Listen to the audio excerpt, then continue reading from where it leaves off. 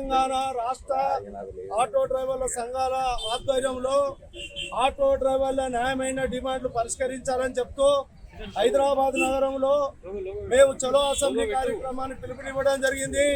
ఈ కార్యక్రమాన్ని చేస్తున్నారు. ఆ సందర్భంగా రాష్ట్ర వ్యాప్తంగా అందరినీ అసెంబ్లీ కార్యక్రమం రాకుండా అడ్డుకోవడం జరిగింది. ఇప్పటికైనా కాంగ్రెస్ పార్టీ అధికారంలోకి వచ్చే ముందు గత ప్రభుత్వం 10 సంవత్సరాలు ఏం చేయలేదని చెప్పి ఆటో డ్రైవర్లకు 12,000 రూపాయలు ఇస్తాము, ఆంధ్రప్రదేశ్ లో జగన్ ప్రభుత్వం 10,000 ఇచ్చింది, మేము 12,000 ఇస్తామని చెప్పి ఎన్నికల మేనిఫెస్టోలో పెట్టు వారు గ్యారంటీ కార్డులు ఇవ్వడం జరిగింది 12,000 రూపాయలు. అదే విధంగా గత 30-40 సంవత్సరాల నుంచి ఆటో డ్రైవర్లకు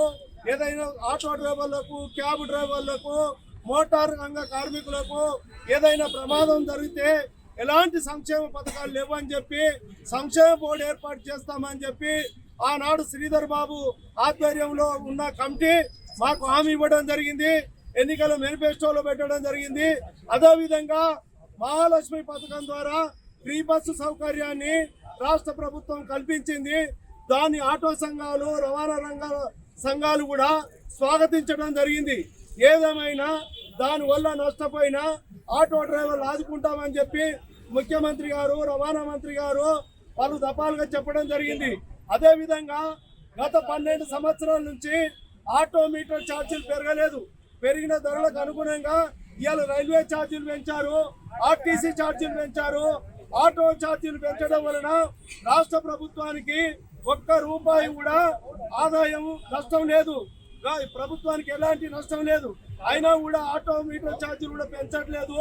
అదేవిధంగా మొన్న పోయిన 3 నెలల క్రితమే పార్లమెంట్ ఎన్నికలప్పుడు గ్రామ పంచాయతీ ఎన్నికల ముందు మేము వెంటనే ఆటో డ్రైవర్ల సమస్యలు పరిష్కరిస్తాము, ఒక ఓలా ఊబర్ రాపిడోకు వ్యతిరేకంగా ఒక యాప్ తీసుకొస్తామని చెప్పారు.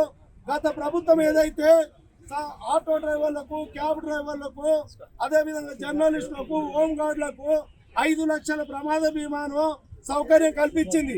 ఈ ప్రభుత్వం వచ్చి అధికారంలోకి వస్తే 10 లక్షలు చేస్తామని చెప్పారు. 10 లక్షలు కాదు కదా, ఉన్నది కూడా బీకడం జరిగింది. కాబట్టి ఆటో డ్రైవర్లు ఇవాళ రాష్ట్ర వ్యాప్తంగా అనేక ఇబ్బందులు పడుతున్నారు, జీవనోపాధి దెబ్బతిని. కాబట్టి రాష్ట్ర ప్రభుత్వం మేము కొంత కోరికలు కోరట్లేదు, ప్రభుత్వం ఏదైతే చేస్తామని చెప్పిందో అవే అమలు చేయమని చెప్పి ఇవాళ ఆటో సంఘాల తరఫున జేఏసీ తరఫున మేమందరం కూడా శాంతియుతంగా చలో అసెంబ్లీ ప్రభుత్వానికి నిరసన తెలపడానికి చలో అసెంబ్లీ కార్యక్రమాన్ని పెట్టుకున్నాం. కాబట్టి ఇప్పటికైనా రాష్ట్ర ప్రభుత్వం స్పందిస్తూ మా కోరికలు కాదు మీరు ఇచ్చినయే, అది సామాన్యమైన సమస్యలు కాబట్టి ఈ వెంటనే పరిష్కరించాలని చెప్పి ఈ సందర్భంగా ప్రభుత్వాన్ని కోరుతున్నాం. చరిత్ర సృష్టించినోడు ఇప్పుడు ఆ చరిత్రని తిరగరాయబోతున్నాడు.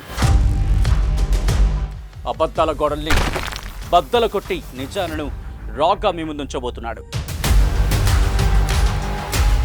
నిజమైన వార్తల కోసం వెంటనే డౌన్లోడ్ చేసుకోండి రా యాప్ని.